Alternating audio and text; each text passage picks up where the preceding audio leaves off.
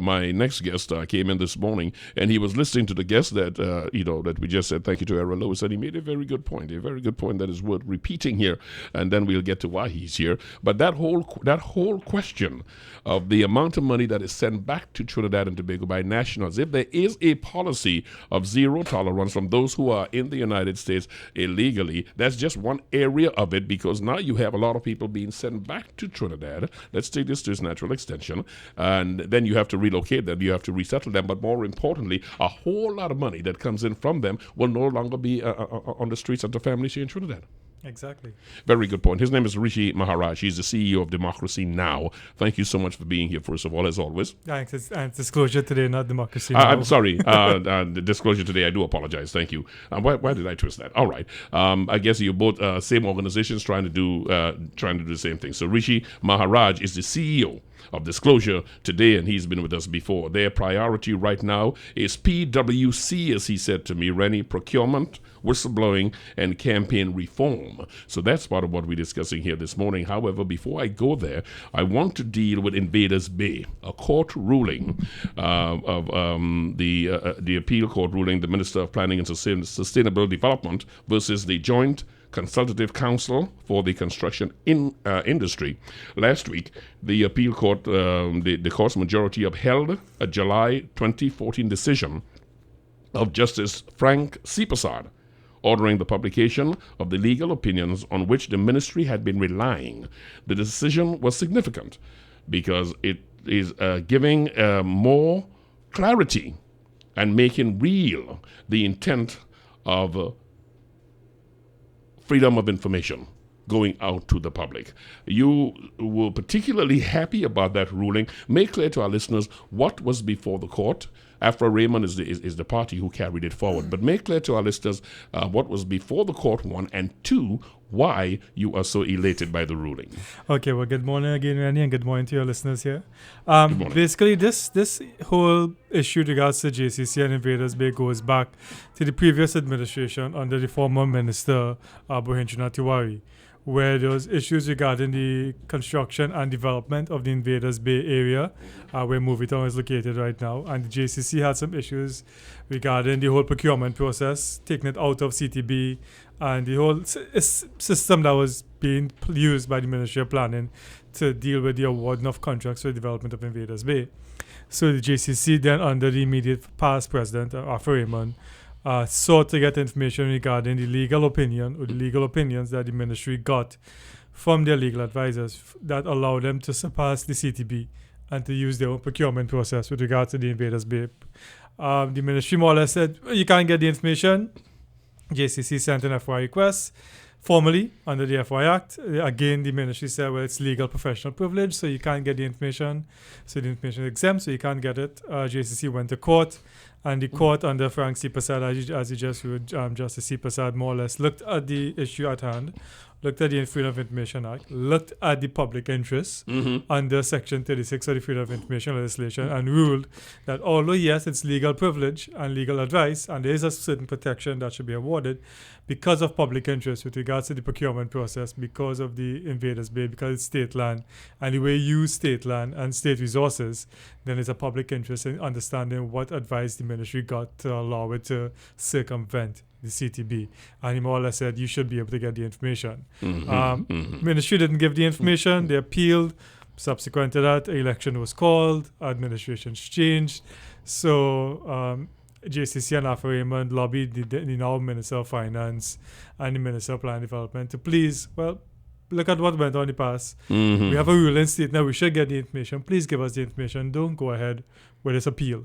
This is going to impact on a number of other issues that are before us right now. So explain to our listeners why a watchdog group like yours is so elated. We're elated because it went to the appeal court. The appeal court sat. The appeal court looked at the ruling of Justice C. Prasad, looked at his reasoning. Remember, when you go before an appeal court, they more or less look at the law. You know, did the judge look at the law properly? Did he apply the law properly? So it doesn't look at the facts so much as now the law and the reasoning used by the judge. And the appeal court more or less said, well, in a 2-1 ruling, that Justice C. Prasad was correct in his assessment of and evaluation of the law with regards to the public interest and regards to looking at the legal professional privilege and the conflict that exists. And yes, because of public interest should override everything else, and the information should be given out. And we're elated because it shows the judiciary. I know you're just talking with your former colleague there regarding the whole idea of democracy and institutions holding up this democracy that we have. It shows that not only judge, but the judiciary in our country takes a very proactive stance when it comes to giving out information and adhering to the spirit of the Freedom of Information Law. Every time I have you here, I always ask you to give folks your URL, because I need them to go up to the site to be part of what you do. And Disclosure's CEO, Rishi Maharaj, is my guest. Tell our listeners how they can get up to the site briefly. Yes, you can check it at www.disclosure.today. You can also go on Facebook and do a search for Disclosure Today. So we're on Facebook, we have a website. You can go on the website, check it. You can always email me at Rishi, RISHI, @disclosure.today. And we're happy to give you any information or guide you along the line of joining our platform, making freedom of information requests, and guiding you to whatever questions or queries you may have. Disclosure Today is the organization, the CEO, Rishi Maharaj, we are talking. All right. So Afro Raymond, I am sure you will join me in saluting him, because the fact that he sticks with it is a compliment to the citizens generally, and specifically to interest organizations. Oh, like yourself. I mean, Afro has done yeoman service to the whole idea of transparency and accountability and governance in this country. I mean, this comes at an enormous cost to be able to get counsel and to have lawyers working on your behalf. I mean, that he has to find money to pay them and still being able to, do this for good, and the good is for the public good in the end of the day. It's not for his own personal justification, nor JCC, but in the end, whatever government does, there has to be a reason behind it, and we should be aware of whatever reason. And Afro has the only human service with regards to this. Your organization, equally, Disclosure Today, going along those lines. The Attorney General announced that legal action has been initiated against 9 members of the HDC. We don't want to go into the merits or demerits of what that is, because we don't really know just yet. However, it does touch on one of the areas that is of paramount interest to your organization, the question of whistleblowing. I'm not saying whistleblowers were there, but I gather in just about everything, you must have somebody to give you the information. Whistleblowing is going to go a long way towards cleaning up what happens in Trinidad and Tobago. What is your understanding as to whistleblowing legislation that has been talked about for a very long time? Yeah, I mean, we talked about whistleblowing legislation for a while. We've also had several pieces of legislation that has pieces of whistleblowing in it, but we don't have a total framework with regards to having proper protections in place for people who want to whistleblow. What the government has done, the current government administration, as they assumed office, they set up a joint select committee of the parliament. So we have members of the Senate, members of the House of Representatives, and they actually came about and designed and gave out for public comment earlier on this year a draft whistleblowing bill that they wanted public comments on. And several people gave comments. I know Afro Raymond gave comments, several other citizens and groups, and we ourselves did a very extensive research into the bill, into whistleblowing best practice throughout the world, and we also gave our comments. I mean, on the base of it, the bill is laudable. I mean, there are things that we think that should be amended and should be changed to give it more teeth and to have it more viable in the eyes of people being able to see, well, this is something that we can probably use and look at. The way it's structured right now, we have certain issues with it, but at the end of the day, that's how it works. You give your comments, and right now, from as far as I'm aware, the comments were made by several citizens, sent into the Parliament, to the Joint Select Committee, and we're still now waiting for some other version of the bill to come out, but we haven't heard anything yet with regards to what's going on with that. But we believe strongly as an organization that in order to tackle this whole idea of corruption and mismanagement, there are people out there who know. We know that. We've heard stories of people who know.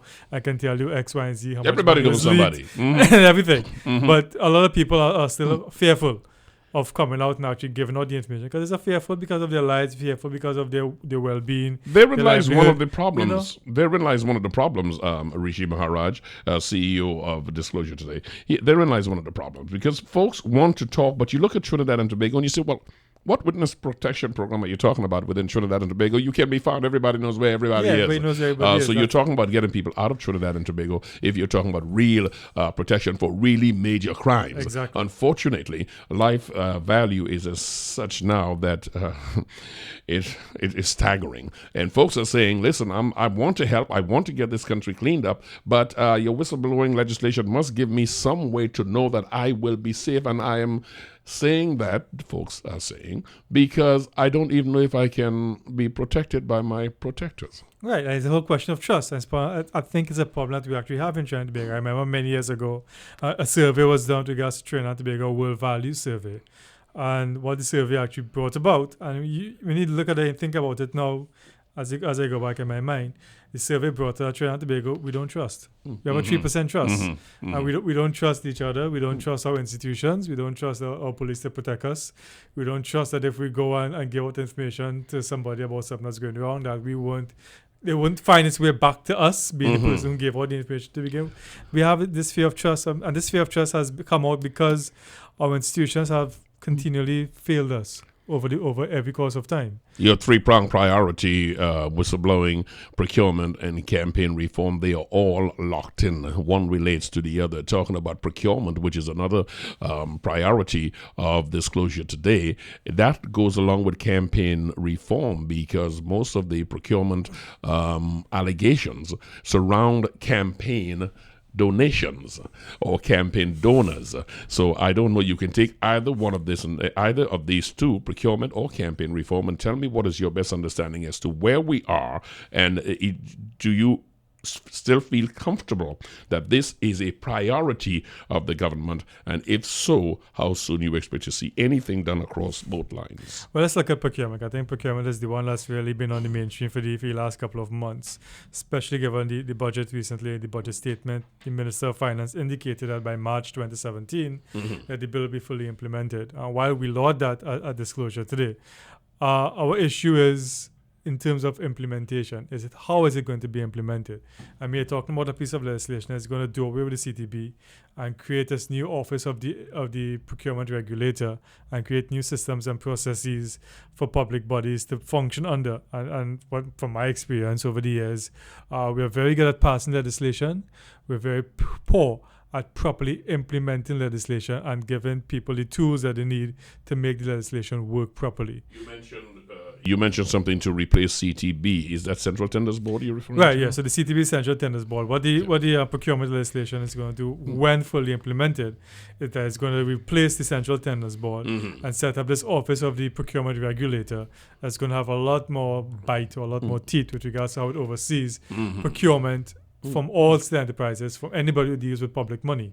And while we laud that, and we are very happy about that, it's about how you go about implementing this. Because we're talking about a big change management process here. It's a way of thinking that people have within for the last, 40, 50 years, dealing with procurement processes and how we go about doing procurement.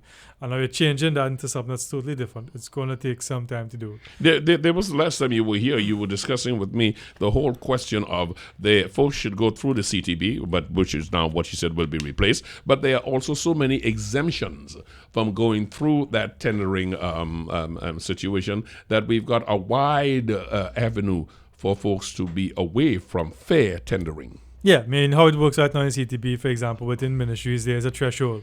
So up to $1 million in most ministries, $1 million and below, then the permanent secretary has the official sign-off with regards to what goes on. Between $1 million and just under $2 million, there's something called a ministerial tenders committee that all ministries will have to now go through for that course of period to do the tendering process. And anything over $2 million, you have to go to CTB. That's for ministries. Now, state enterprises work a little bit differently because state enterprises now have their own tendering procedures, tendering policies that are governed by the state enterprises manual that's put out by the Ministry of Finance. So they also have their own tendering policies and processes that they can go by. That doesn't mean that they have to go to CTB. So that's why most ministries, what they will do when they start their tendering process, they'll normally now give it out to a state enterprise that's under them to go ahead and do the procurement. You have NITCO and these people who now do procurements on behalf of ministries.